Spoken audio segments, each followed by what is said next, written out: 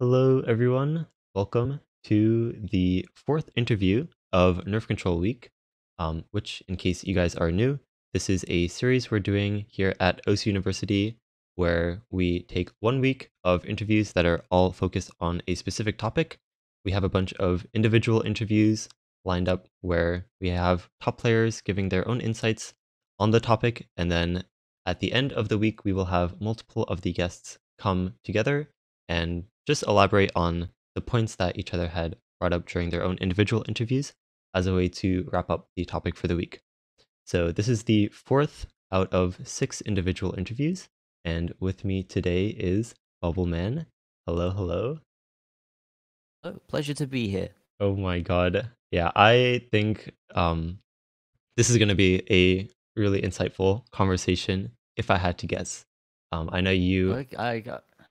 Yeah, I can't wait. I can't wait for the stuff that you're going to pull out of me. Oh god, yeah. Reach into the depths of my mind and pluck at individual little uh, uh, cases.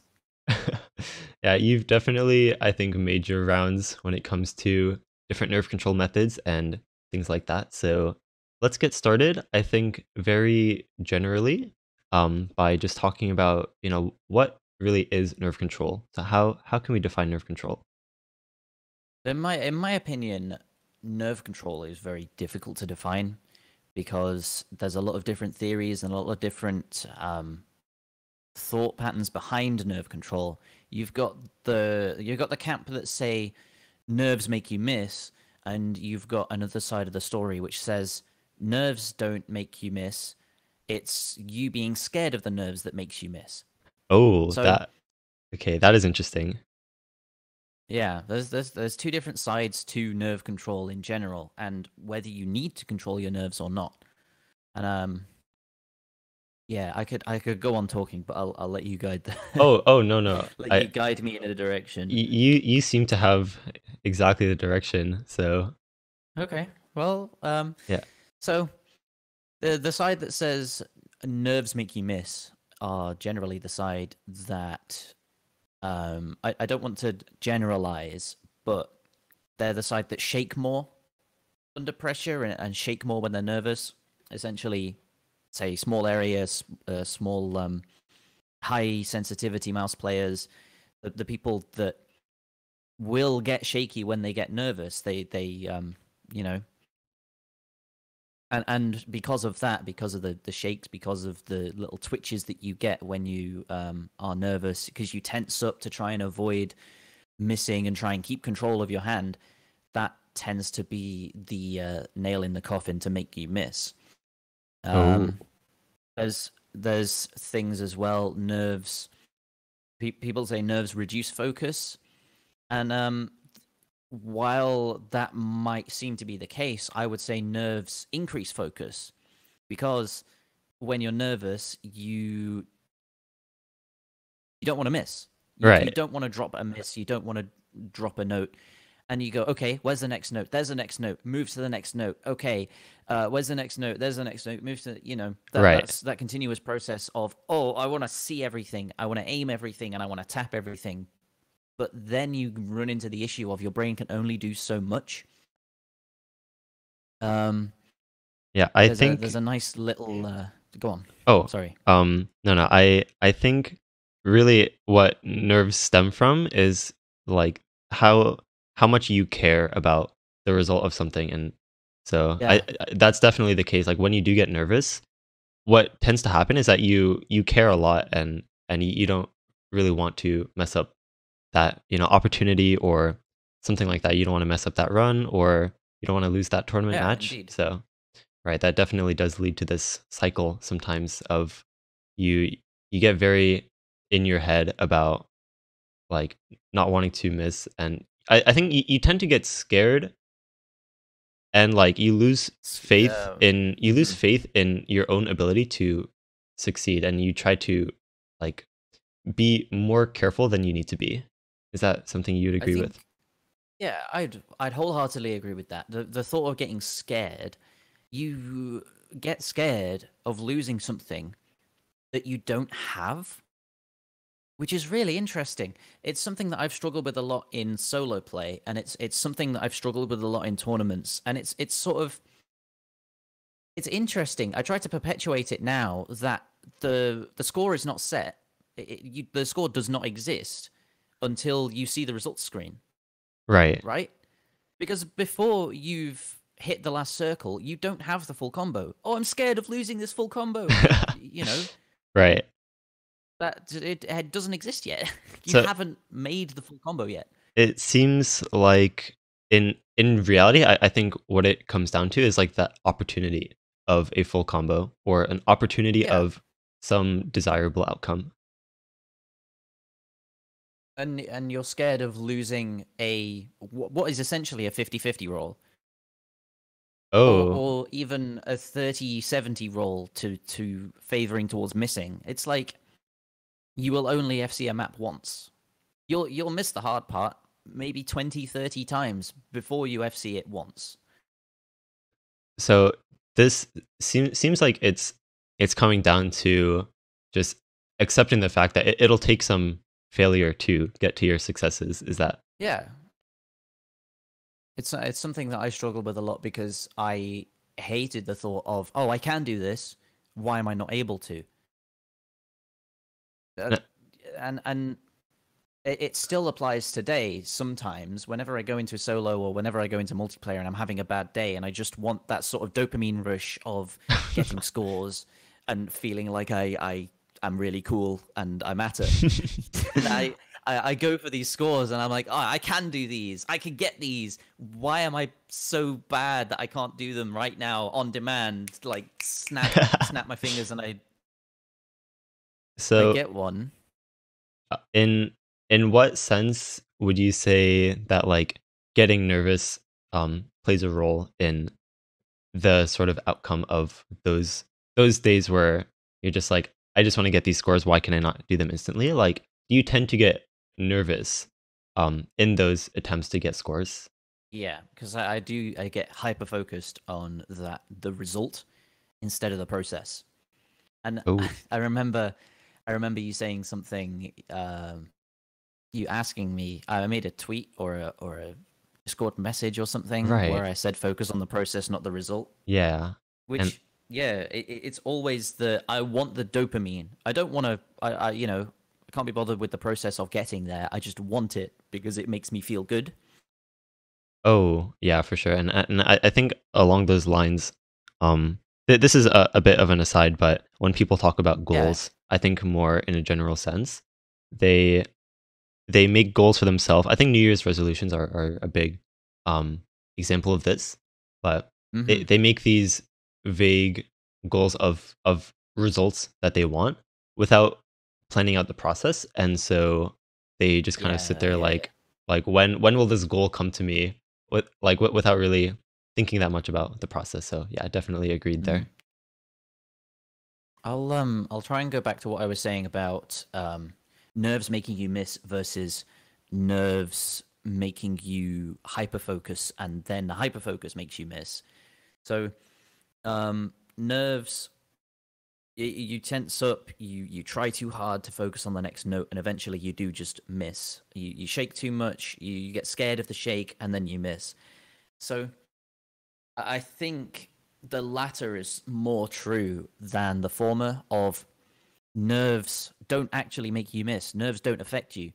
I think the definition of getting nervous is you're getting excited about the prospect of doing something. Oh, And I okay. get them, everyone gets them, and it just means you're doing something really cool by your own standards, maybe by everyone else's standards, maybe, but the fact still remains that, hey, this is really cool. I might get this. And I think I think it gets a little bit too almost toxic when you then miss and blame the nerves and think you're really bad and so on and so forth. When in actuality, it was like, hey, that was really good. I was on a good run. I had the potential there. The potential is still there. I could just go back and give it another go. Um, Oh, I see. I So in that sense, it seems like there's a distinction between um being nervous and then Hmm. there's this extra element of like being scared of those nerves that I think is really the core of the issue, Yeah, is what I'm hearing. exactly. That's my take on it. It's because you've gotten nervous and missed in the past. You falsely attribute that miss to the nerves Oh, rather than attributing it to being scared of missing and then missing. oh, I The more you see. think about not missing, you miss. The more you think about not, the more you think about hitting a pattern, the less chance you have of hitting the pattern. To jump forward a bit, you could even say that's a form of mind block because you are thinking too hard about hitting the pattern that you then just completely don't read something else because you're hyper focused on this hard pattern that you need to hit. Right. Oh, okay. Yeah, that definitely makes a lot of sense, and we can touch on mind block a little bit here because from what I understand about mind block is it's basically when you somehow stop reading a pattern the way that you typically Yeah, would, in a way that like a successful way of reading the pattern. I think mind block ultimately stems from like you not reading the pattern anymore, and yeah, I think yeah, so. it's definitely true that nerves can contribute to that a lot in the form of just losing focus and spacing out.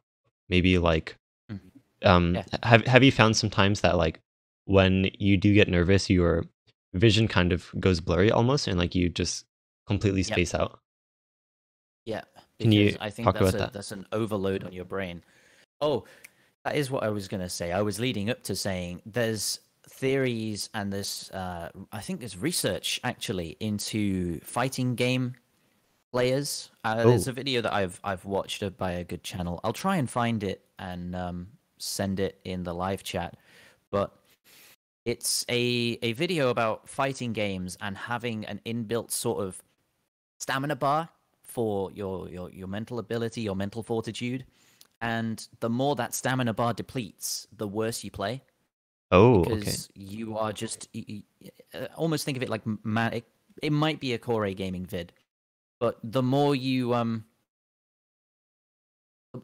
try, the more you focus, and the more you are in the moment. I think that's it. I think that's it. But you then deplete your brain power, and you can't push anymore. You can't, you know, you just can't force that play out of yourself. Oh, so sort of what I'm understanding, and correct me if I'm wrong, but you're saying that like you being nervous and caring a lot, or like having that extra focus actually depletes Mm, your stamina bar a bit more quickly, yeah, and then that yeah, leads to you exactly. playing poorly quickly as well. Is that right? Hmm. Yeah. Oh, so do you ever have experiences like that in your own gameplay? I mean, And are there ways that you get you? to you get to maybe the 3 hour mark on an intense session, and have you yourself ever found that you just cannot play anymore? You can't read, you can't keep your focus up for longer than maybe a minute on an intense map. You just need to stop for the day. Yeah, yeah, for sure. It's kind of like the whole your vision goes blurry and you zone out for a second thing where you just can't do anymore. You need to take that step back and take a break. Oh, so in that sense, would you say that when you are getting nervous and your brain is sort of sometimes against your will, but depleting that stamina bar a lot more quickly than you want it to, then is it most optimal to just like take a breather for a bit and wait for that to go away, or is there some I other would way think so. of is there some other way of looking at nerves that can make it so that you can get nervous while not having your stamina deplete? Yeah, that my take on it is because being scared of nerves makes you miss. You should just let yourself feel the nerves and let yourself feel the excitement of potentially setting something that is cool to you. Same in tournaments. You can sit, you play the first map, be really nervous because you're like, I really want to do really well in this tournament. And Right. whether you do or not, it really is out of your control, right? It's in the hands of the other player because you say if you're both playing No Mod 1 and you're both really, well, the aim map, and you're both really consistent, you both have really high accuracy, it's, say, a 50-50 who wins that. Right. That is true. It's just a complete toss-up. And whether you win or whether you lose doesn't really depend on how well you play. It depends on how well your opponent plays. Yeah, Because theoretically, if you play perfectly or if you play subpar, if you then if you then just completely miss, maybe they have too, right? right. Maybe they've done worse. Yeah, I've definitely had this sort of mentality for some time that I think helps, where like tournament play really is not about you doing well. It's just about you getting a higher score than your opponent. Like Yeah, yeah. you can get 100k and your opponent gets 50k and you win, which for for those not really comfortable with score v2 terms, that's like you could get like an 85% and your opponent gets 80%, and I mean you win basically. Um, Although both scores are admittedly very low. um, but yeah, I find that really interesting. Do you have any like cases in your own experience where you, ooh, how do I word this? Um, like using your nerves in your own favor, or like channeling your nerves in a way where you're actually able to play better? Like, do you have any I think tips for people who are trying to achieve that result? I don't think I have ever successfully channeled nerves past maybe 2017. There was one case, and one case only, that I can think of where my nerves actually helped me play better. And I think this has been touched on before, and it was 2016, the round of 16 against Norway. In This World was in Cup? the losers bracket. This was in the losers bracket of the round of 16, and this was a free mod just before match point for them, I think. Can't remember. Okay, I might be just telling this completely out of thin air, but Rogue and Limitation comes on 220 BPM. I am known for not being able to go above 200 at that point, right. and it was for some reason I could just do it because I really wanted to do it. I really didn't want to be the thing that brought the team down, and the nerves somehow loosened my fingers in this only in this one instance as well. I've never been able to replicate it. I've never been able to get into that sort of flow state. But that was the only time I've ever channeled nerves. Oh, so it sounds like, Past that, they've always been a detriment or a or or, just present, or neutral or a detriment. oh, I see. It sounds like you had this separation between, it's like you were nervous, but you, instead of channeling those nerves in the sense of like being scared, you like took the adrenaline aspect of the nerves, but not the scared part of the nerves. And so that is what allowed you to achieve that sort Mm, of flow state where you cared a lot, but I guess not too much to the point where you like sort of freaked yourself out or got scared. yeah.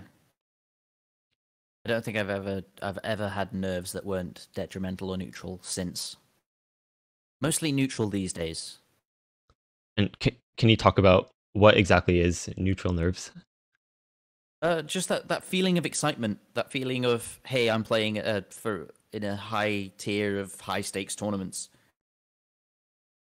Oh, okay. So then, so that sort of excitement, or like that, the fact that the match or score or whatever is meaningful to you, but I guess neutral basically just means that there's It no didn't affect me one scared. way or the other, basically. Okay, I see. So it's just a mental thing that like you're very aware that it is Yeah, something high stakes and meaningful. I think so. Okay, so do you have any, I guess like we can probably touch a bit on your backstory or experiences with nerves in the Oh, past, and this and is gonna be fun. yeah, things that you've, because it seems like I'm sure it wasn't always the case that you had this understanding of nerves as like having a scared scaredness element that's like external from the nerves themselves because well it seems like that's definitely how you see it these days. Can you talk a bit about some previous like ideas that you had about nerve control or the nerves and like why you sort of don't really believe that nerves are that way anymore, if that makes sense? This is I might not touch as much on nerves in this, so if I do Okay. stray and talk about something else, then do catch me, Oh no, you're good. because I have quite a rich history in terms of tournaments and mindsets and solo and uh, Oh just having an internally inward-facing toxic mindset, which I have been trying over the past few years to change, hopefully successfully, no, hopefully visually, like outwardly successfully. Um, I think back we. in 20, Oh, sorry. I just go on. yeah. I Sorry. think we're all very willing to hear those bits of the story. So yeah, don't be afraid. Oh, absolutely. Don't be afraid to go Um, off on some. Would you say tangents or asides?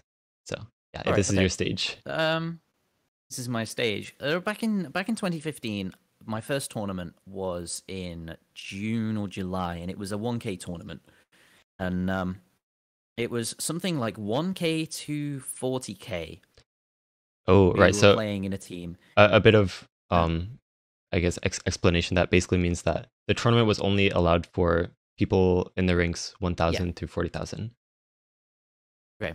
Right. And do you remember All what right. rank you were at the time? I started the tournament at maybe ranks 4 5K, and I ended the tournament like 6 or 7 weeks later at 2K. Oh wow. And the process of playing that tournament, we got to winners finals, and we were very much the underdogs because we were a team of maybe 2 to 15K members. There was only one player called Air Project, who I like to attribute to being the first rank 1K tournament player. Oh. He was just so consistent and so good at everything. He sat in multi all day.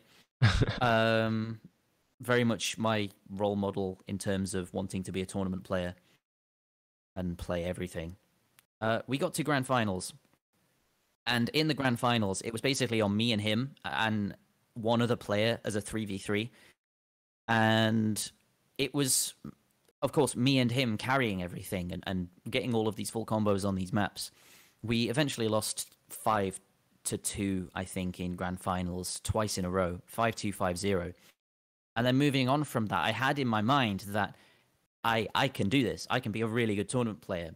And through the year onwards, hitting OWC, I kind of underperformed in OWC 2015 a little bit to my own standards anyway, but I think that's because I lacked a wider skill set. I was very much just an aim farm player back then Oh, do you that was remember coincidentally in your first consistent.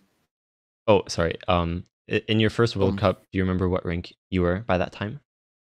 by that time, I was maybe rank 600. Okay, okay. So that was a few months later after that tournament I that I see. played. That was maybe rank 600, 400 because it was yeah, 400 because it was November and that was the first year of playing. So, moving on from that, I went into 2016 and I wanted to be this tournament player, this guy that was consistent and good at everything and good at Osu, not just good at climbing the leaderboards, good at Osu. Right. And I kept going, I kept pushing myself. I was a little bit harsh on myself when I missed on a map that I knew I could full combo, but it wasn't too much of an issue because I wasn't this established player yet. And by the end of 2016, I had sort of a name for myself going into the World Cup, but not too much of a name for myself where I wasn't just kind of still a nobody on the global scene. I was this maybe tier 3 tournament player. And going into 2016, there was kind of no nerves because I was the underdog. Oh, There that's right. and because I was this guy coming in, no expectations. There was no nerves at all. I just wanted to play, prove myself, and show what I can do. And like we got fourth place, and I matched HVic on a LAN setup.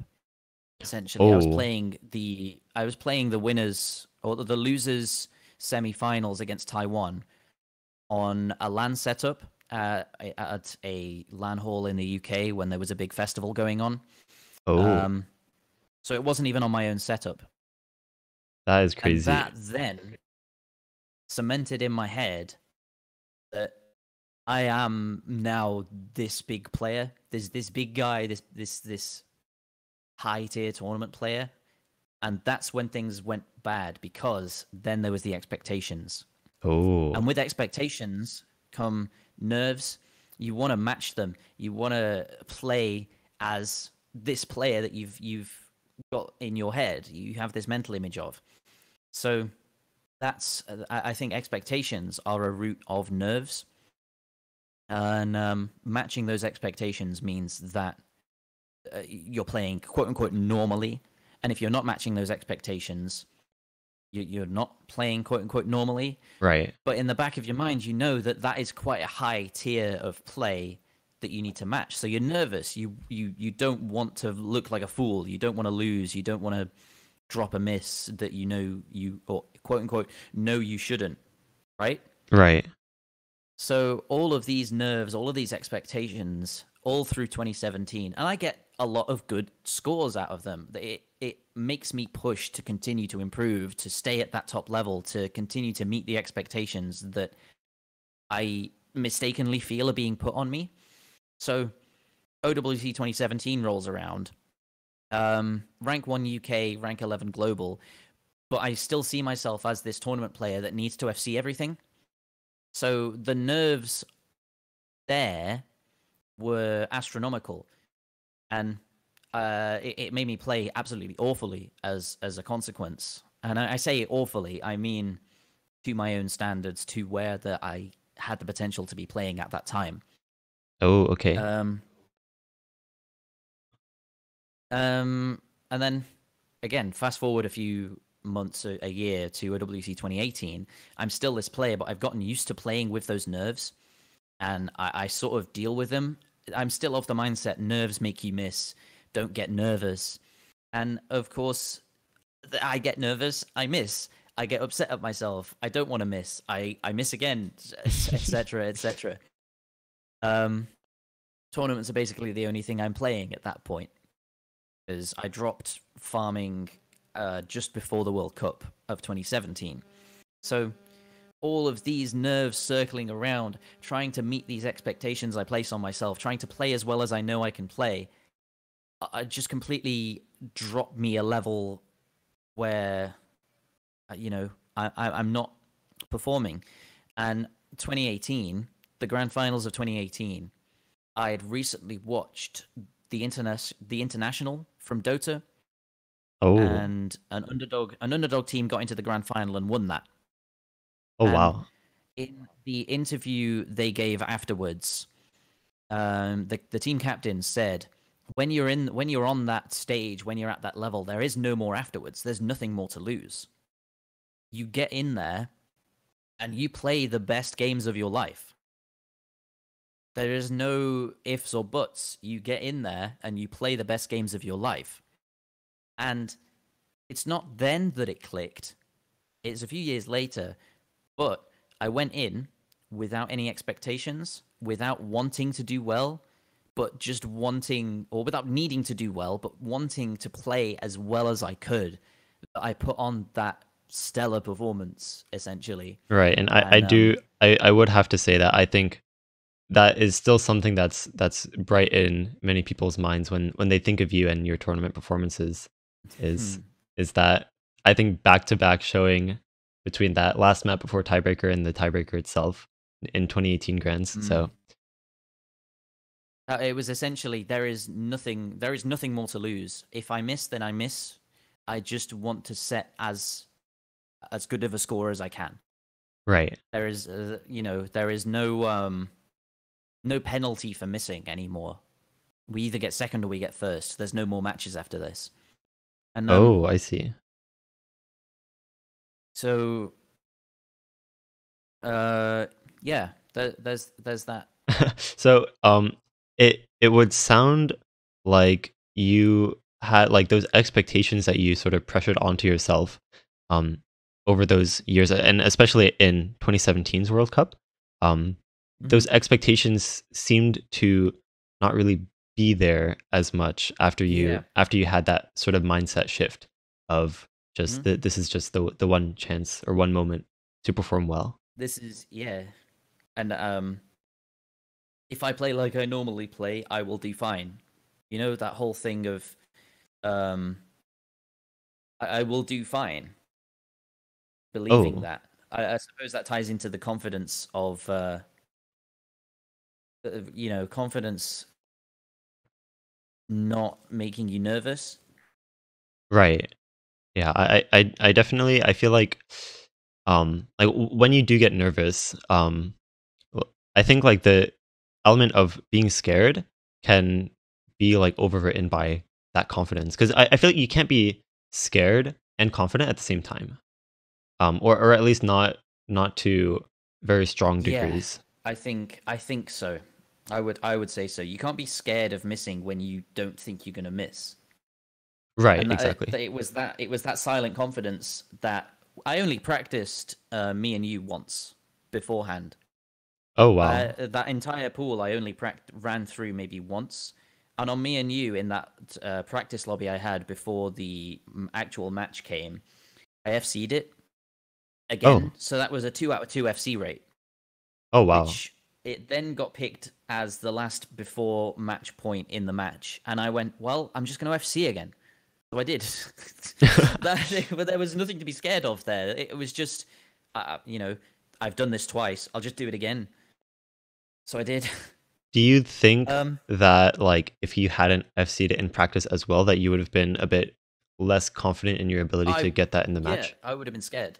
I would have been thinking I could FC this, I could miss, but I Oh, was absolutely not scared of missing because I had just FC'd it twice, and in that moment, in that mindset of I'm going to put up the best performance of my life, right? right. Um, essentially, I did.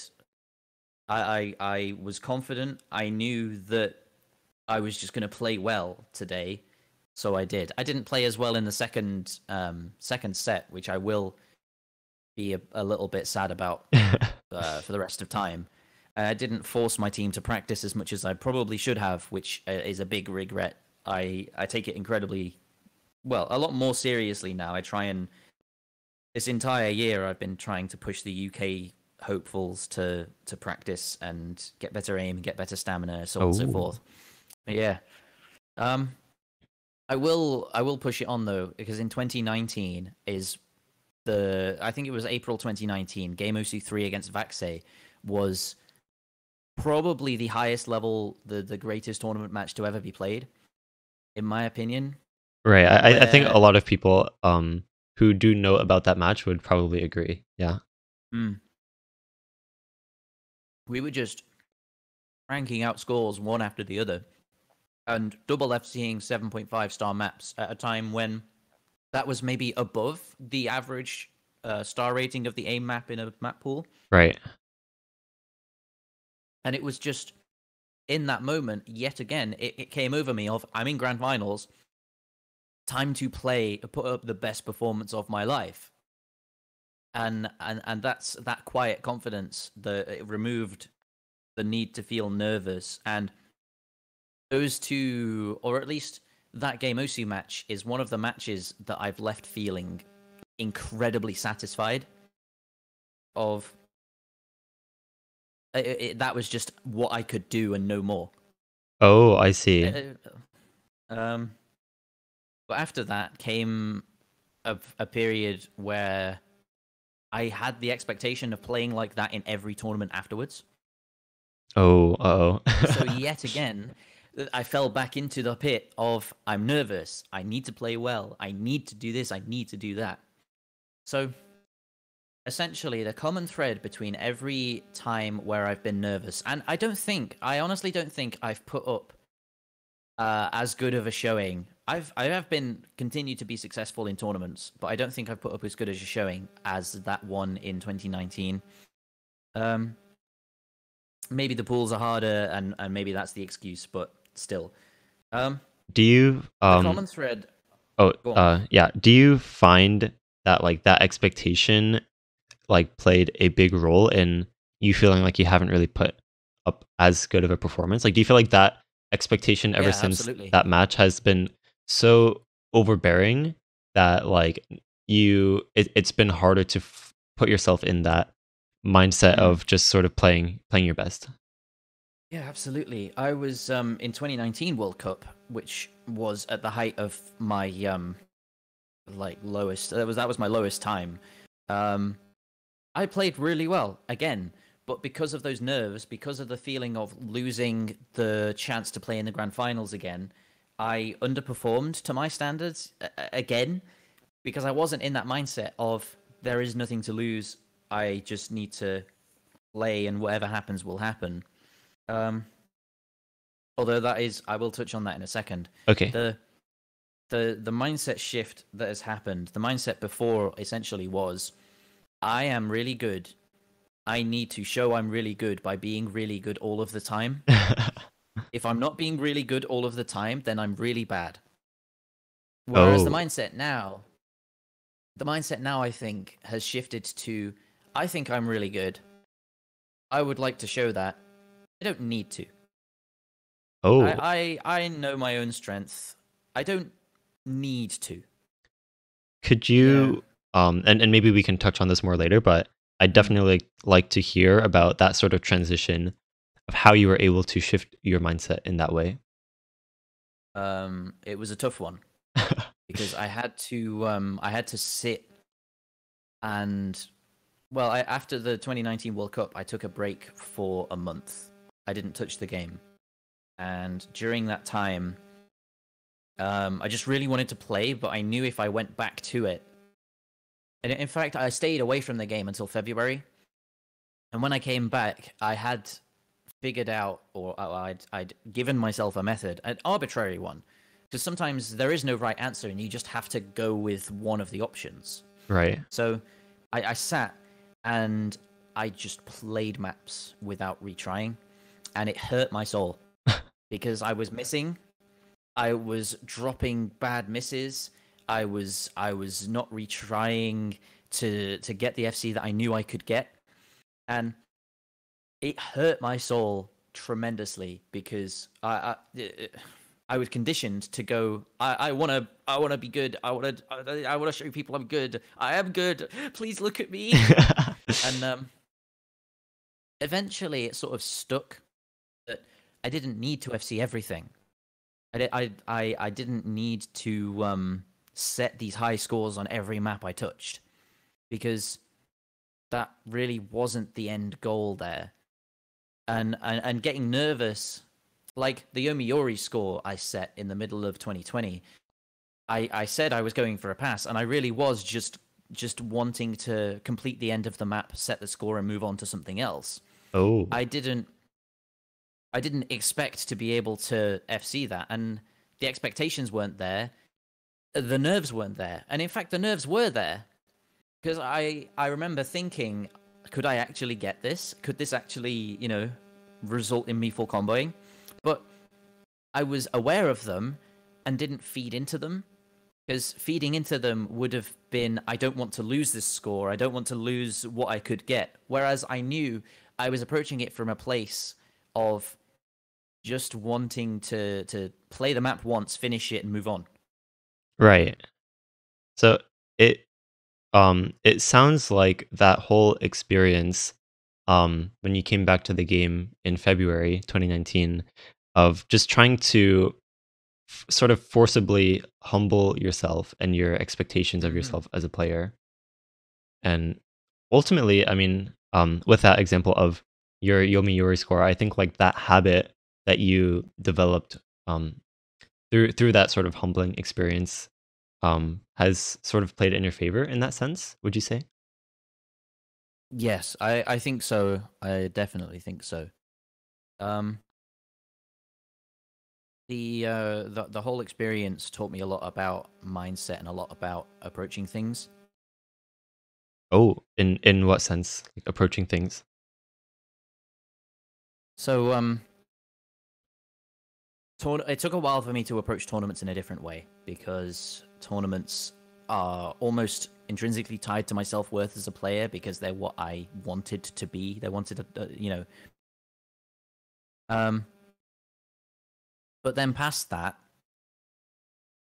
um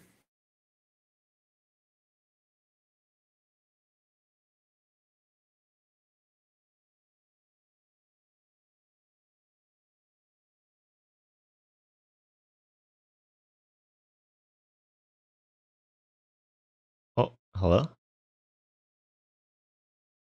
Oh, um, wait, what happened? Is everything okay? hello? Oh, hello? Uh Hey. this might be a different microphone. I'll do a little sound check on my own. One sec. Oh, okay.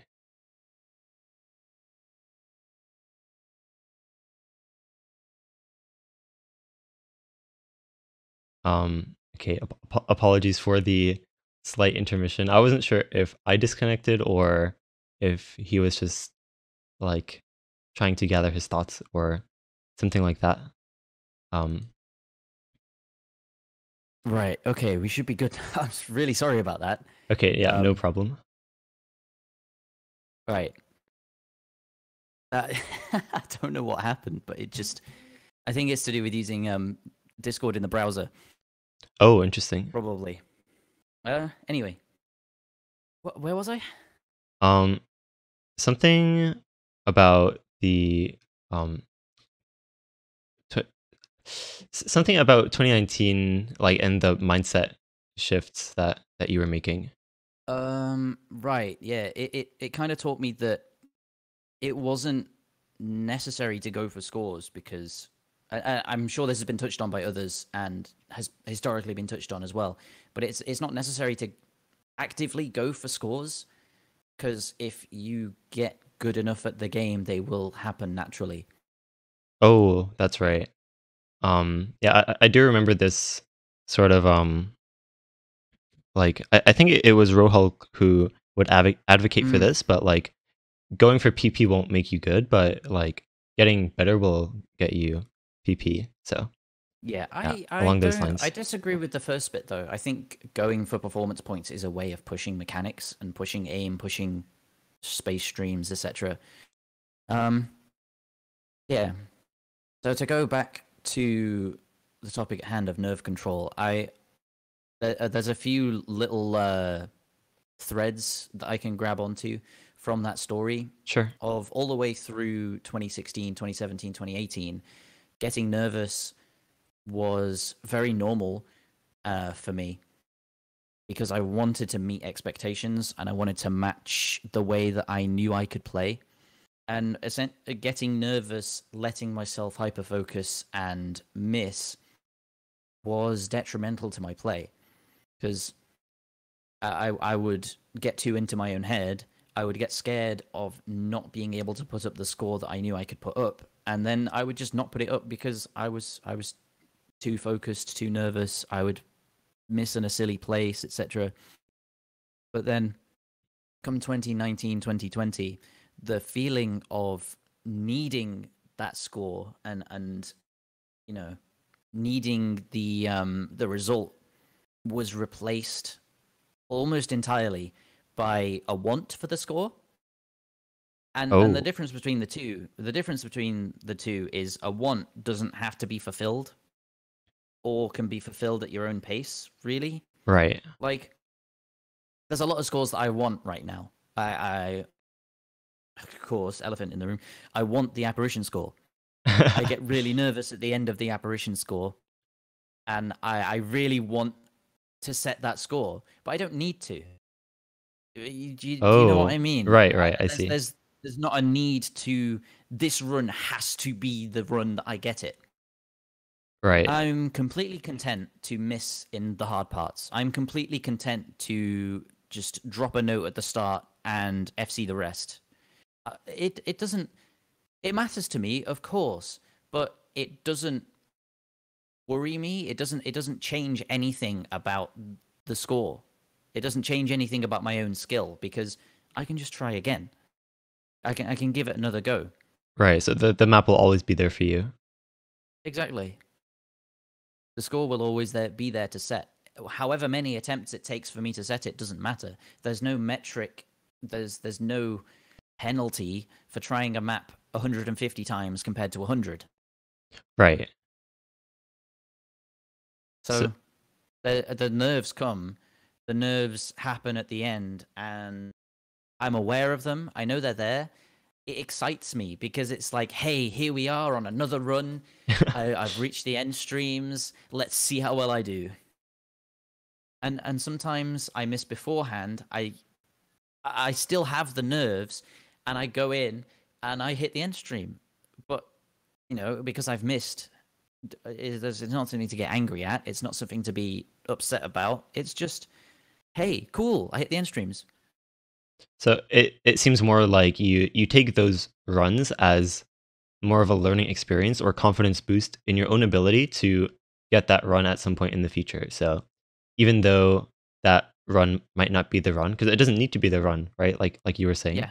that difference between want and need, like that run doesn't need to be the run, but what it is there for, no matter what, is to teach you that you definitely do have that ability to get the score, Hmm. and that is a very good way to give yourself that confidence going into future runs that even if you Yeah. miss, it's like, hey, you now know that you can definitely get to that point where, like, all the way to the point where you get excited about the potential that you like. You have this capability Hmm. of achieving that thing that you want. Otherwise, you wouldn't have gotten nervous um, in the first place. So, yeah, Yeah, very and the closer you get, the more nerves you get, the more excited you get about setting it, and the cycle repeats.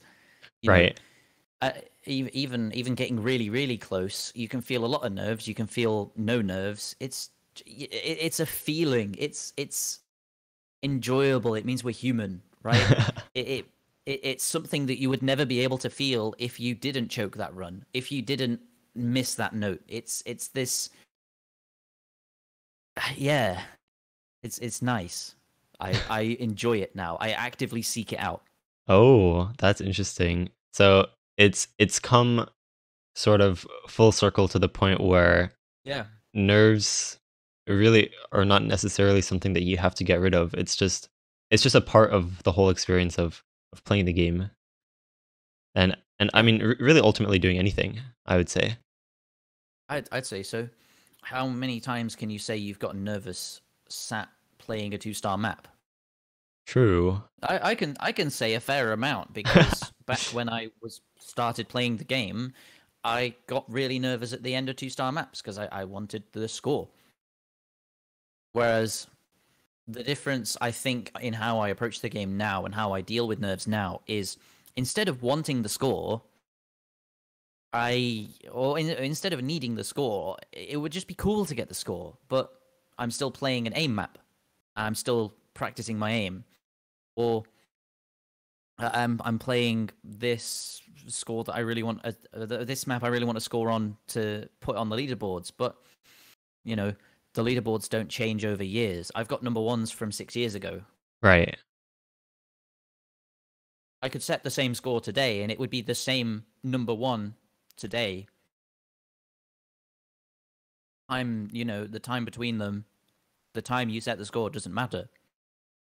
Oh, right. So that does sound like it sort of goes back to that whole thing of the map will always be there for you, and like Yeah. that one run doesn't need to be the run. I think on a similar note, I've somewhat explored this whole mentality of, like, I guess not getting emotionally attached to certain runs, Mm. or like specific runs. So what do you think about that?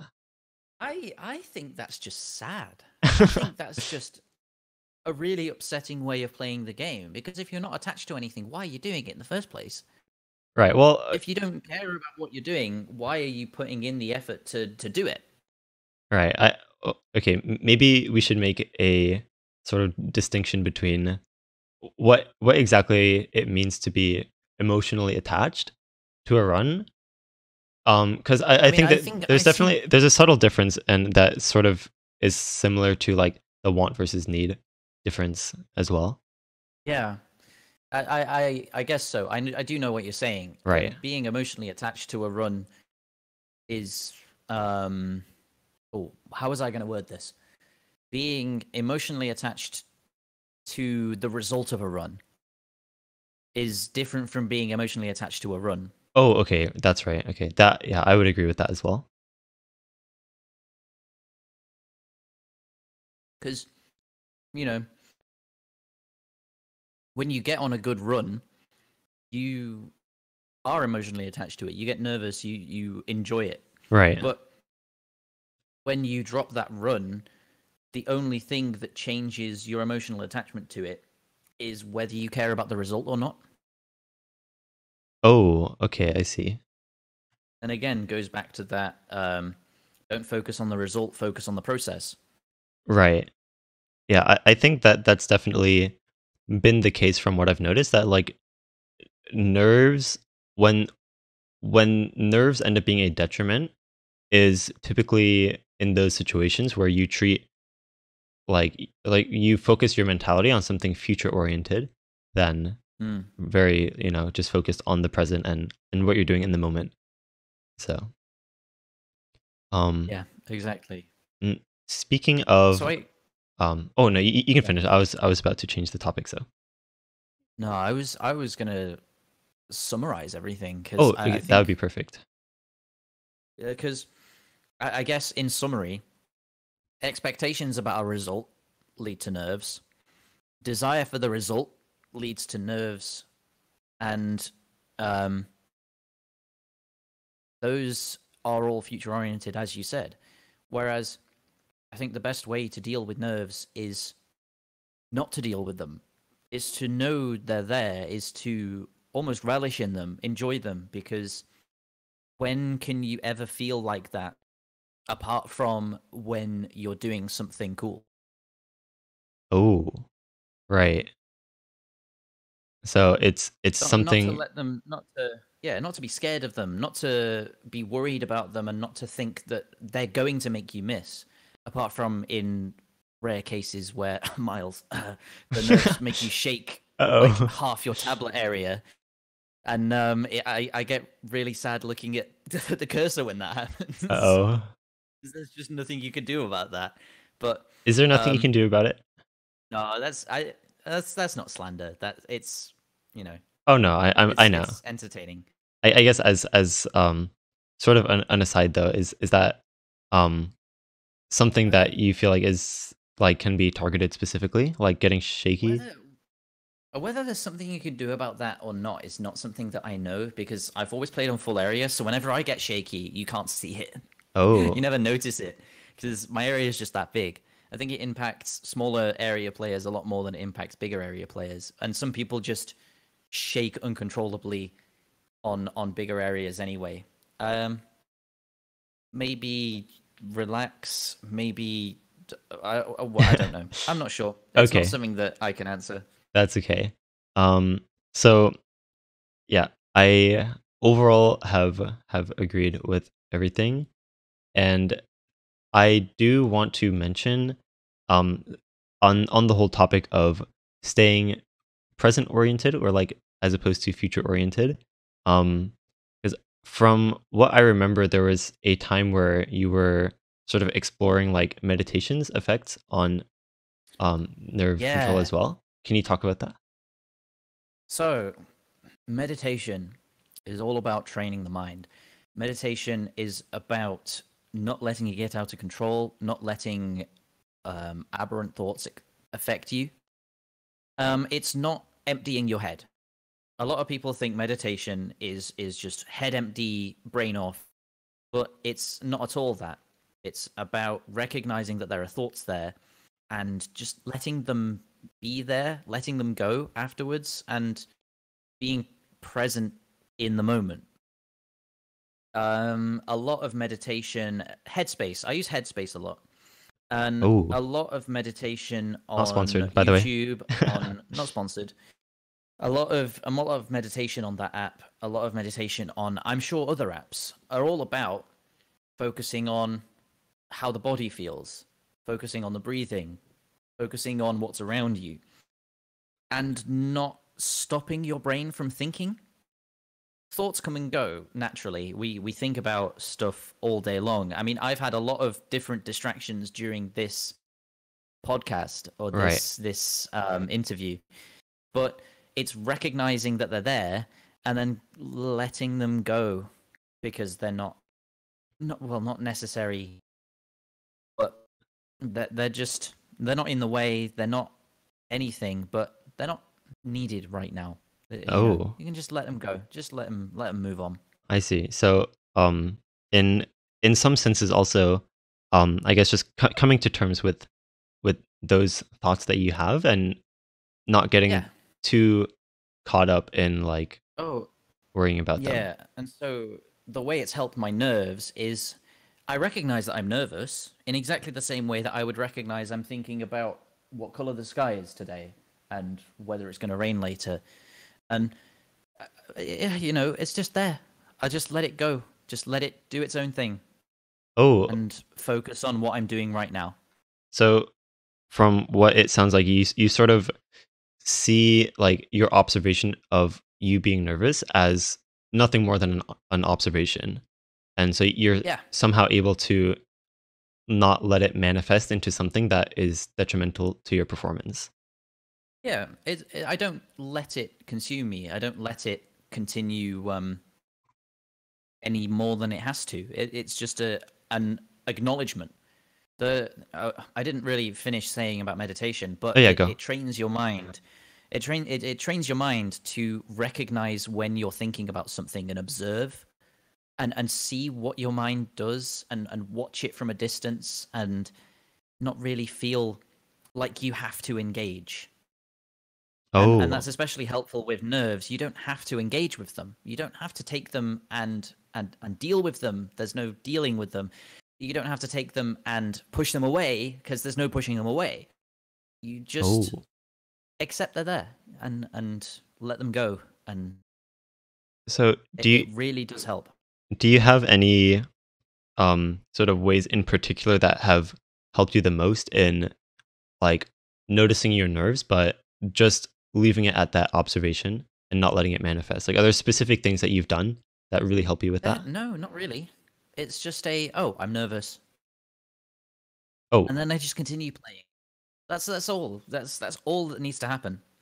and is that Or when I'm thinking about other stuff in a match or in a play, say if I'm playing a 15-minute long map and I'm thinking about something, I go, "Oh, I'm thinking about something."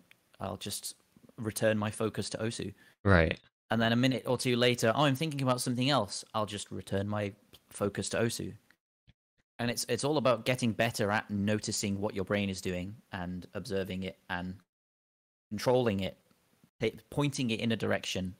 Oh, so um, it from my understanding, so like you can sort of play a 15-minute map and like here and there you're maybe like, oh, I'm a little hungry, and then you just like you notice that like okay, you're a little hungry, but it doesn't manifest into like, oh my god, Yeah. if I'm hungry then I'm What am gonna I gonna? miss, oh Yeah. god.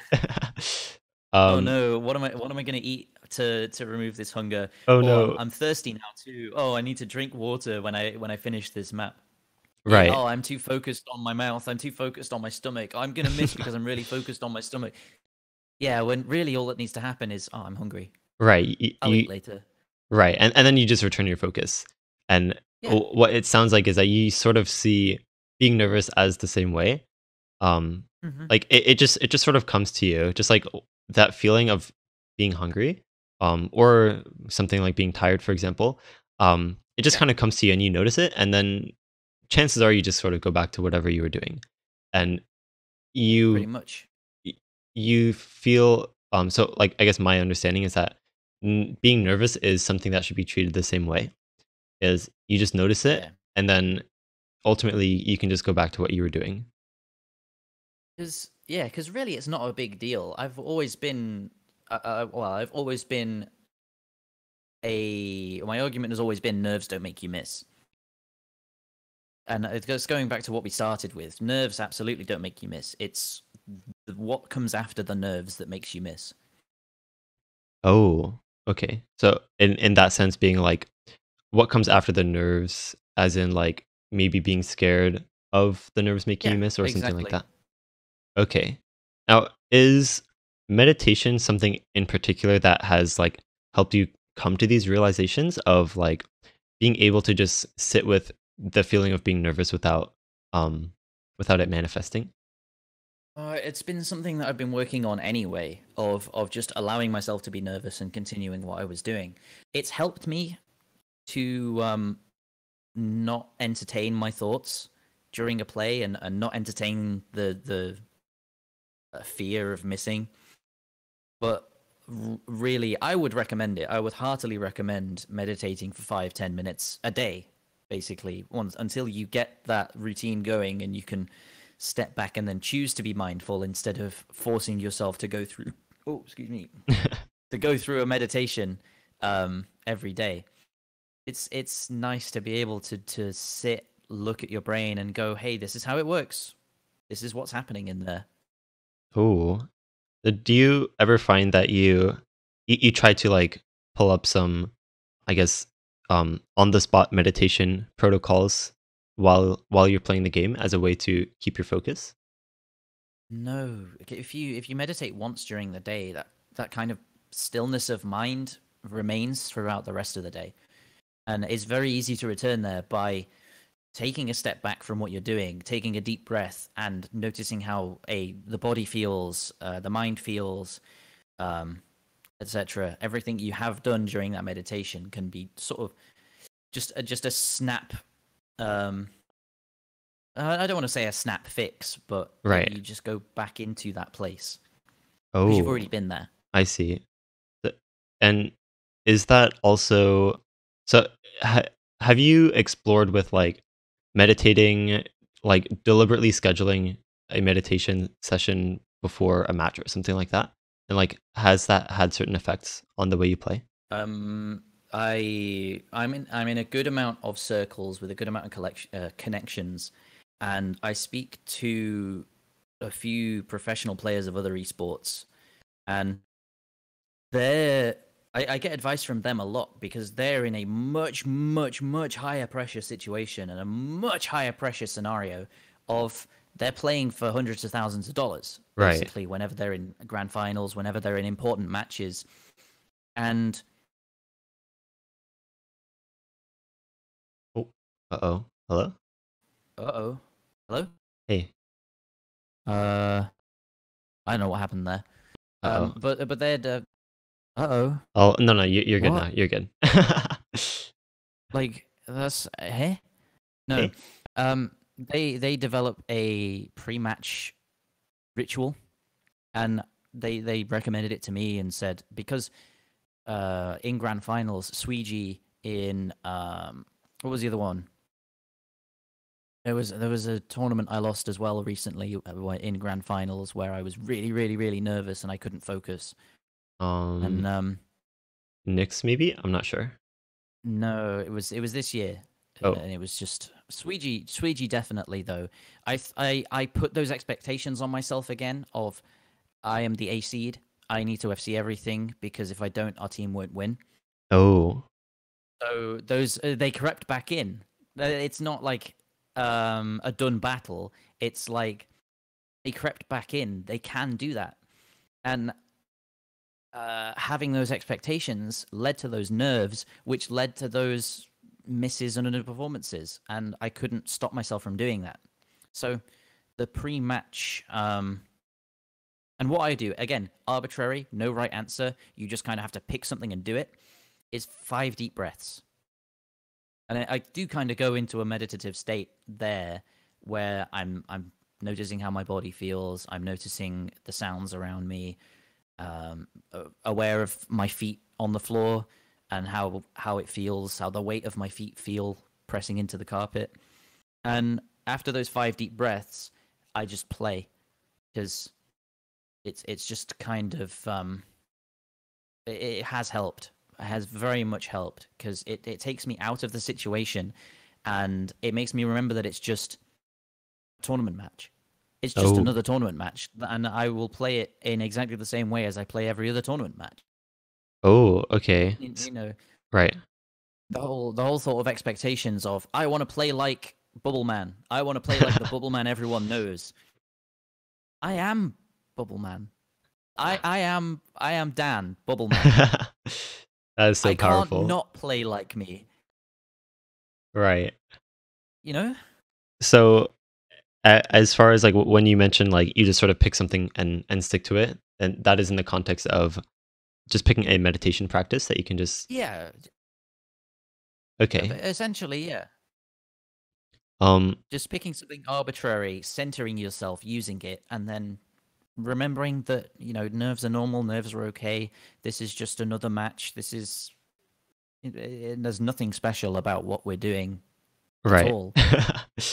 There'll um, always be another tournament. There'll always be another tournament match. There'll always be another attempt in solo. There'll always be another this, that, the other. right. Um, so is that similar to the sort of pre-match rituals that your esport connections from other games have talked about as well? Yeah, yeah. Okay. They didn't give me an exact one to do. What would be? I think solo. Well, I don't know. I didn't ask very much, but it's yeah. They say it helps. Oh, okay. Sitting, deep breaths, play. Basically, it's a way to keep yourself centered and put yourself in the same scenario every time. Oh, So that so whether it's a hard match or an easy match, it's just a tournament match. It's just another match. It's just another game. so they also tend to advise meditation as well, pre-match, as a way to Um, just sort of dump out I don't. those thoughts. Yeah, I don't know if it would say meditation. They just said pre-match ritual, but I've combined the two Right. essentially They do because I, sound I pretty was similar. meditating anyway, Oh, okay. but it was that lack of center just before the match that made me well, yeah, get scared of not performing up to potential, not doing what I need to do, quote unquote, to win the match. And yeah, there you go. It's the vocabulary. You can kind of pick it and pull it apart. The need to play Right. well. Um, okay, so I think because I do want to make time for viewer questions as well. Um, so Hmm. what we can do is yeah. So those of you listening through the Discord server, if you could post your questions, I think we'll start going through some live chat questions. There's a text thread in the Discord server where you can post your questions, and what I'll ask you guys to do is if you see a question that someone else asked that you would also want answered, if you could add a thumbs up emoji or reaction or something like that so that we can look through the questions a bit easier. But yeah, while those questions are coming in, Bubbleman, do you have any miscellaneous things that you wanted to bring up that maybe you weren't prompted throughout what we've talked Well, about so far?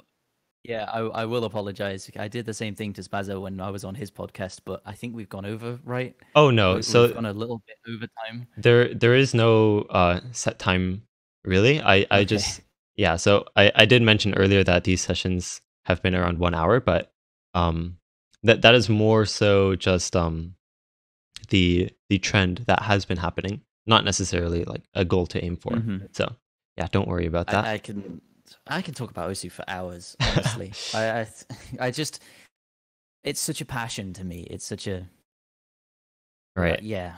And I would definitely be excited to have you on for future I would topics as well. absolutely love to. Yeah, so look forward to that. Those of you who are maybe listening to this um, in a couple months' time, definitely check out some of the other interview week series that we have here at OC University. Um, surely uploaded by then, and I'm sure Bubbleman has made multiple appearances at some point in the future. So yeah, check that out. Um, okay, So first question from T-Bounce. Do you ever practice to the point where it makes you more nervous in match because you don't want a worse score than in practice? And how do you overcome that? Um, So, yeah, that's a really bad one. I mentioned 2019 World Cup already, but that was the one where I pretty much over practiced. I played maybe 7 or 8 times on every map in the grand finals pool, and I got so nervous about replicating those high scores and expecting those high scores.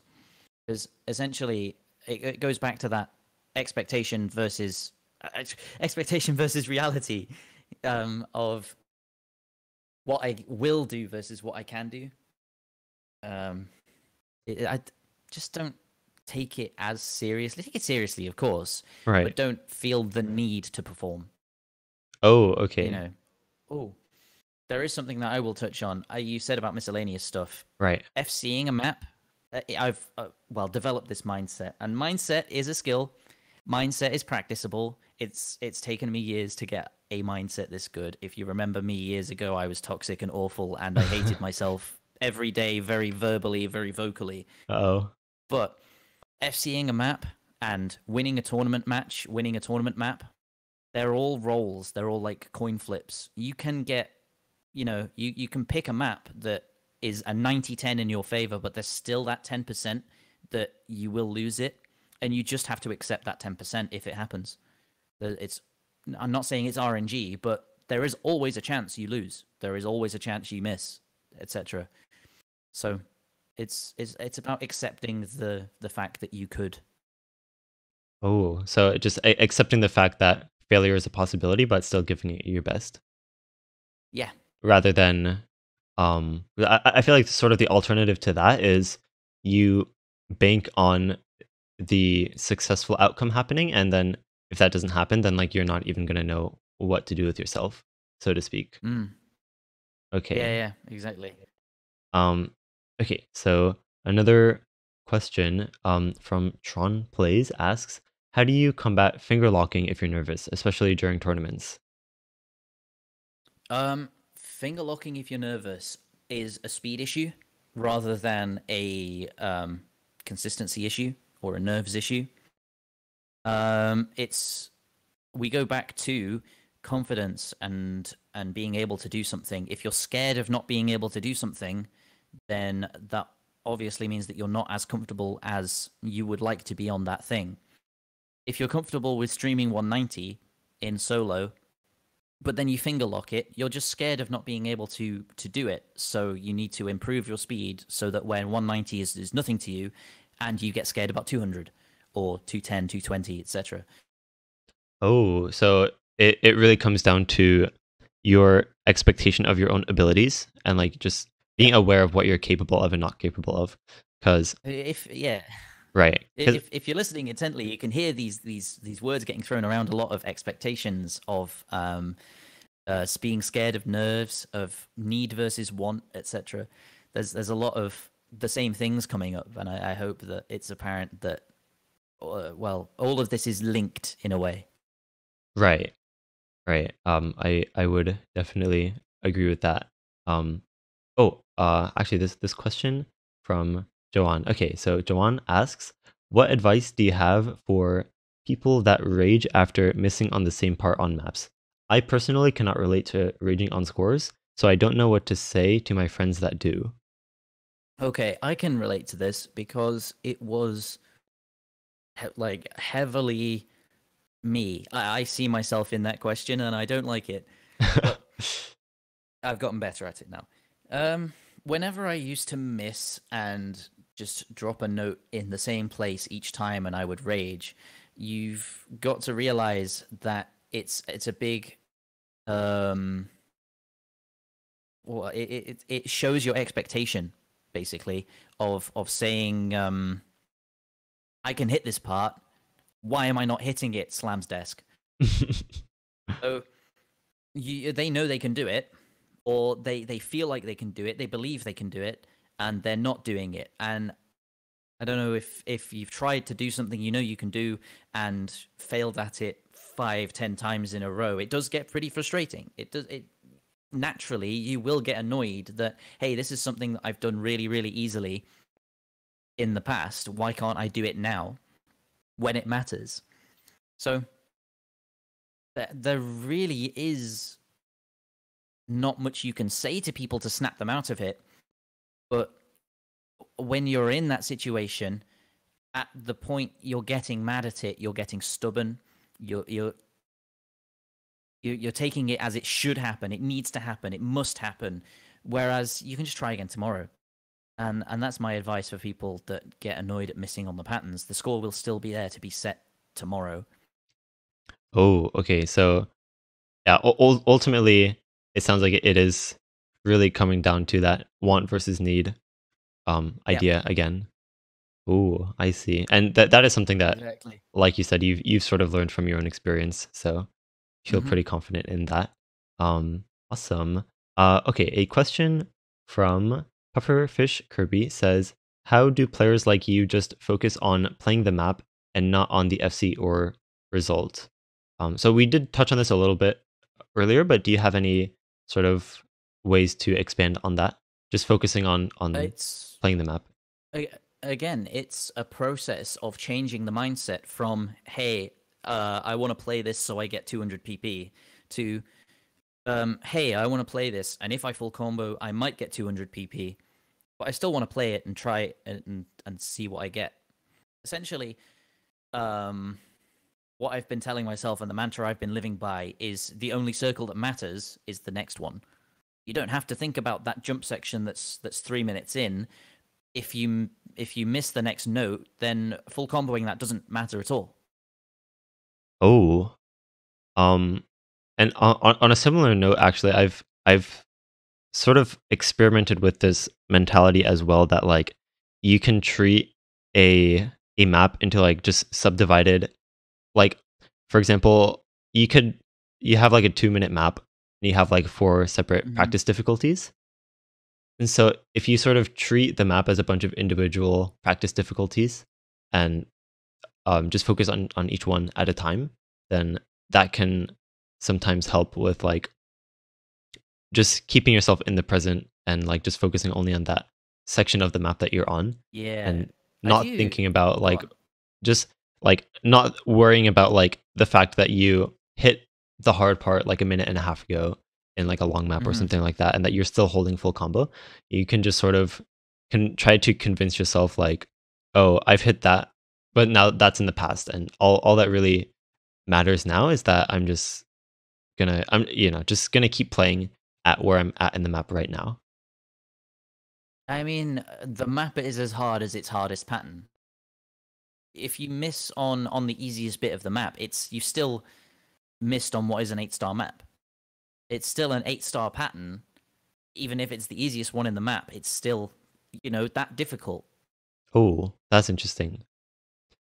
Um, okay, actually, do you have anything to add on to that whole like staying? Yeah, I find it funny that Osu is a game, and or Osu is a rhythm game, and in every other rhythm game, you've got Soulless in Guitar Hero.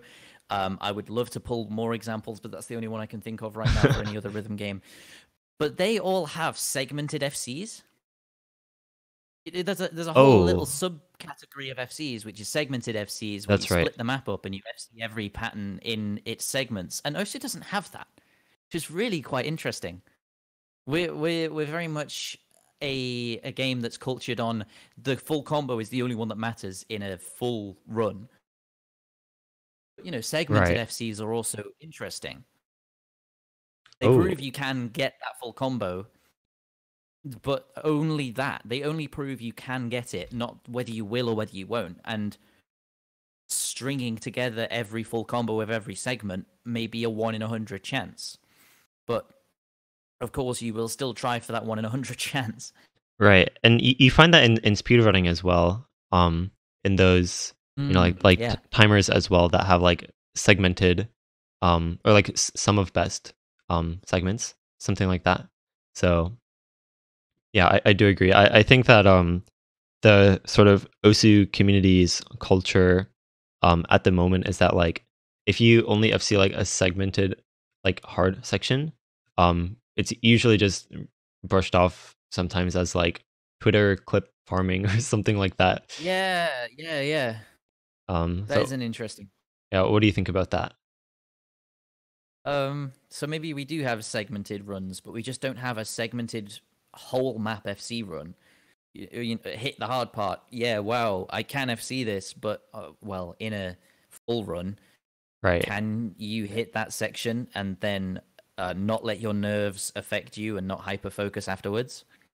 That's essentially what that tests, I suppose. Oh, okay. So there is one topic about nerve control that I sort of want to touch on, and that is was sort of brought up by this question by Quill, who asks, "Do skins that don't show stuff like accuracy and combo really help with nerves?" So really, sort of on the topic, and we can make this a bit more broad. Um, is sort of like removing like information around you that sort of feeds information about Mm. the score. How do you think that has an impact on nerves? I play with a skin with like half size combo and half size score numbers, but it's not really learning to deal with knowing where you are in the map. It's almost learning to not think it matters really, because again, my mantra going into maps is the only circle that matters is the next one. As long as you click the next circle 1,376 times, you will get a full combo on that map, right? Right. So worrying about where you are in the map doesn't really apply to me simply because it doesn't matter where I am on the map. The next circle is at X218, Y72. So do you find that like turning that interface stuff off is just a matter of preference? Oh Or yeah, I think so. okay, so you can really still achieve those same results even with everything on? Because if you get distracted by it, that's you letting yourself get distracted by it because you think it holds some weight. And again, touch on something I said half an hour ago. The score isn't set until you click the last circle and the score screen shows up. Right. You're worrying, almost worrying about something that doesn't exist. And in that sense as well, I think we can touch a bit on tournament play as well and the Mm-hmm. leaderboard popping up during breaks and things like that. Do you have any Oh, that's an interesting one. right. I do think that I used to play with the leaderboard off. I had that skin element that hid the leaderboard, Uh-huh. and it whether it helped or not, I don't know. It was yeah, it was interesting to me the difference between having it off versus having it on. Where having it on, because now I don't give it as much weight as I used to, it doesn't really affect me. Knowing that they've missed means that I can relax a little bit more and not have to spend a lot of my mental energy keeping a combo, right? Or Right. keeping accuracy high. If I'm close to the end of a map and I know I've won a point, I'll take a step back and I'll just coast the way home because I'm saving myself for later. But that's the only thing it really triggers is okay. I know I've got this. I can just take it easy. Versus I might not have this. There's enough of the map where he can make a comeback if I miss. But I have the ability to say, oh, okay, I've won by now. I can just step back and enjoy myself for the rest of the map. Right. So Uh, and you're saying that like when you have the leaderboard off that you don't really get that. yeah, it's because I had the leaderboard off when I was so hyper focused on the result rather than the process. I would just go in and want to FC every map and show that I'm really cool and amazing and super awesome, and everyone should think I'm cool. Um, so yeah, I'd go in and I'd do my best to put up the best scores that I could, and it did help. You know, not knowing what they were doing helped me to not think about, oh, I need to keep FCing, I need to keep doing this. Right. Or on the other side of that, you sometimes see the Hmm. break and you get too complacent because you see that they're not really holding a Yeah. good score, and then you end up getting too many careless misses just because you feel like it doesn't matter, and then Yeah. that can sometimes be your downfall. So in that sense, do you feel like it's um like really fair for some people to be using that skin element to hide the leaderboard completely? Or do you feel like it really even should be an option that's available to players? Hiding the leaderboard completely absolutely should. Stuff like the UI should be toggleable. I think you can take a big leaf out of popular oh, forgotten the genre name, but MMO, World of Warcraft, Final Fantasy, where you can infinitely customize your heads-up display to show whatever you want it to show. Oh, Have the slots in it to press certain abilities at a certain place and have them bound to certain keys. I think that's really the way that UIs, HUDs should work, to give you the information you want rather than to right. supply you with information that they think you'll need. So do you feel that in a sense that that sort of subtracts from the spectator's experience of like the match Not at all. itself? Like, Not at all, because you, as a spectator, don't see that leaderboard. right. But I guess in the sense of like the pressure or intensity of the situation that the viewer might be experiencing, like say, hey, there's a break 2/3 in the map and the map is really close right now.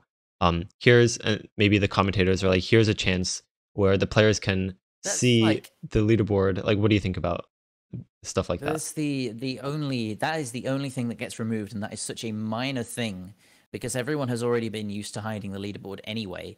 That you can still say that on the off chance that both players have the leaderboard enabled, right? Right. And even if it doesn't have the leaderboard enabled, it you can spin it in a way that instead of they have the leaderboard, they know what each other are doing, you can spin it such that they take a break, they're aware the other player might be full comboing, they need to calm their nerves. It's a time to sit back and calm down and really focus for the last X amount to get the most score they can. There are other ways you can tell the story of a match. Oh, okay. So ultimately, it's like too minor of a thing to really be missed, so to Yeah, speak. nobody will miss it. Absolutely. Right. I feel like that's almost similar to the whole sense of failed scores not counting way back when, where like the commentators would sometimes um have to say things like, barring a fail at the end of the map, then X team is definitely going to win this and things like that. And nowadays, now that no Mhm. fail has been implemented and things like that, and Yeah, you can't just fail at the end of the map. Like that's not something that commentators say anymore. But at the yeah, same you're exactly time, right. right, it's such a plus to the overall experience of tournament competitive integrity and things like that, and like really Hmm. what tournaments stand for, which is that the better performing player will get the point. Um, so yeah, definitely agreed there. Absolutely. Um, but yeah, that actually sounds like a decent spot to wrap up. We can maybe take one more question. This question comes from Recreational Fish, who says, "Do you ever get the looming feeling that you're inevitably going to miss, and then actually do? And if so, how do you deal with it?" Um, I mean that feeling that you're inevitably going to miss, you don't need to pay attention to it. It's just the same way you don't need to pay attention to nerves. Like again, to go back to the Yomiuri score I set, all throughout it, I was saying, "Don't hype. I I'm gonna miss. I'm gonna miss the Right, ending. It's not gonna be an FC. It doesn't. And then I didn't. Right? right. I just got it. I got through the map. I didn't miss a note, and it was a complete surprise to me. I thought, hey, I'm not good enough to do this. I'll try and get as good a score as I can, and whatever happens, happens. So essentially, if you get that looming feeling of, I'm going to miss at some point, doesn't matter if you miss. Doesn't matter if you drop a note. You don't need the score at the end of it. You want the score, yeah. I wanted to full combo that while I was playing it, but my goal was to get to the end of the map without failing. Oh, I see. So ultimately, really, because I that actually reminds me of some instances. I remember some friends of mine would like tell stories about some mentality that they had during some good score that they had set, where all throughout the run they're just thinking like, okay, this FC is not going to last. When am I going to miss? It's going to happen at any point Mm. now, and then it just kind of doesn't happen, and they manage to Yeah. FC. Um, I think the danger with thinking that, though, is if you think it too much, you become too invested in the thought of missing, and then you miss, and you're like, oh yeah, see, But if you recognize it as a possibility of missing, then you don't need to give it any more thought. The same way we go back to, again, I love how every question ties back into something we've already said, just to reiterate a point. right. But going back to meditating, it's recognizing the thought is present, accepting it, moving on. Like recognizing nerves are present, accepting it, moving on. Thinking, hey, oh, I could miss at any point. Well, does it matter ultimately? No, not really. Oh, okay. So really just separating yourself from Mm. um yeah, the possibility of like of messing up without it really being too overbearing. It's it's it's really funny because a lot of the times people get nervous, people miss, is when they're thinking, "Oh, I don't want to miss." Is when they're thinking, "Oh, I'm getting nervous, I want to miss."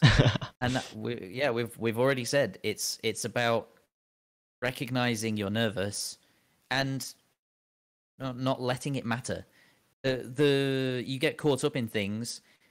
The only weight that is attached to things is stuff you allow it to have. You Right. allow stuff to have weight, and you allow stuff to occupy your mind, and you allow these thoughts to circulate and perpetuate and grow into something that is just big.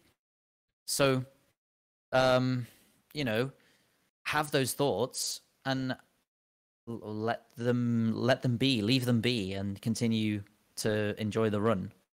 Right. And I do want to touch on that a little bit, that all this, I guess, talk about just not letting it matter.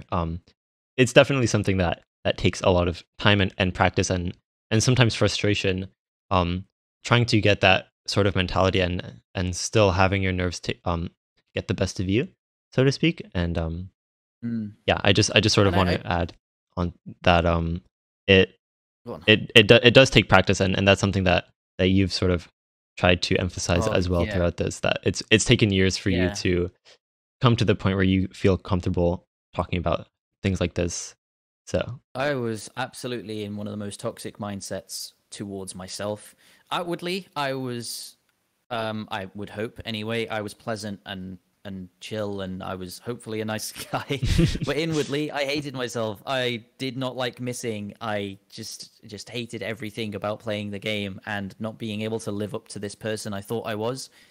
And the mindset shift has happened over 2-3 years, basically.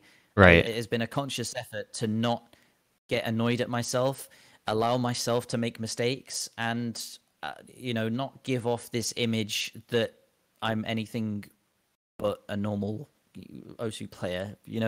Right. I make mistakes, I miss notes. It's normal. It's almost. It would be weird if I didn't. You know? Right.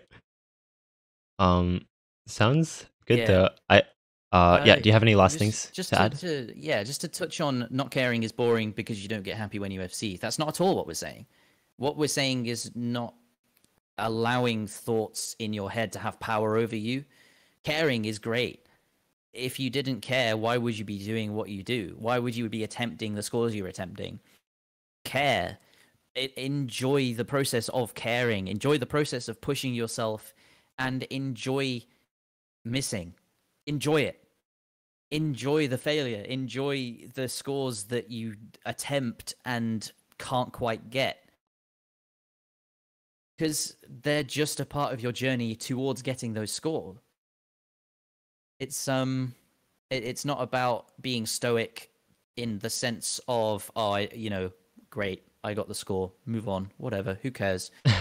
It's about being stoic in not letting yourself get caught up in the negatives or the positives too much, and not overthinking it, not letting yourself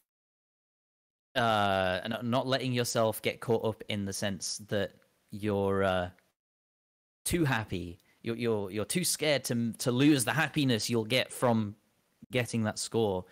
It's it's about being happy with what you have and excited about what could be. Right. It's a matter of just riding the wave, so to speak. Pretty much, yeah. That It's that not. is powerful. Of course, it's not about. It's not about not caring. It's absolutely about caring, and I care greatly about the game. I it's a passion of mine, and it's a passion I don't think I'd give up for the world. But it's about not caring about those little things that don't need to be cared about. I don't care about that miss. Whatever, I'll play it again. Don't care about losing the tournament match. Whatever, I'll win another tournament match. Right. It, Oh, hello? yeah. Oh, okay, okay. I did just kind of stop. Yeah. Okay, just making sure you didn't cut out again. Um I can't think of much more to say on the topic. that is okay. I think there's a lot of really, really valuable insight that I did not even expect. Some things were very new information to me, so I'm very glad to have had this conversation with you. Um, I am absolutely happy to provide. uh, yeah, and hopefully to those of you listening that was insightful, which I'm sure it was. Um, but yeah, I'm definitely excited to um, talk to you some more potentially in future interview weeks because you you definitely have a lot to say, and I can tell that by the many different questions that we had gotten that were all very valid. Some of them seemed like they were probably better fit for different topics that I am planning Yeah, on having you come back for sure. So there's a lot to explore. So I'm very excited. But for now, we are going to wrap things up for today. Thank you so much for joining me, Bubbleman. And those of absolute you pleasure. those of you listening through Twitch live, we appreciate you guys being here. Those of you listening on YouTube, well, first of all, thank you for making it all the way to the end of the video. If you Sorry for doubling the video length. Oh, no worries at all. I think if anything, I think people will be very glad that they got as much as you had to say out of this conversation. So, um yeah, best way to support us on YouTube is to subscribe to the channel, like the video, it really helps us out, and share the either the interview series or just a single video with just one other person. Goes a long way. If you want to stay directly involved with the OC University community as a whole, or maybe just the interviews, definitely join our Discord server. Um, that is where you can stay most up to date and involved in everything that we do. Um, but yeah, in other news, those of you listening live, we will have another interview with Kablaze in just over 2 hours. So look forward to that. Those of you watching on Twitch, keep the tab open, maybe. um, but yeah, any final thoughts, Bubbleman? Well, you have been a brilliant host. It has been an absolute pleasure to be here. Thank you so much. Thank you, thank you. Yeah, so yeah, thanks to everyone for listening, and we will see you next time.